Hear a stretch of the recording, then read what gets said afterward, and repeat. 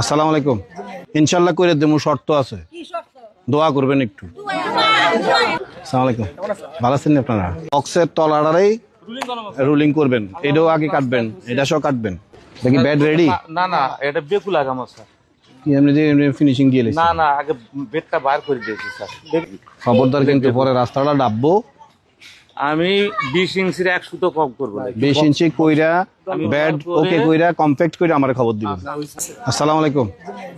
এটা কিছুই হয়েছে না। এটা কি সার্ভে করা আছে?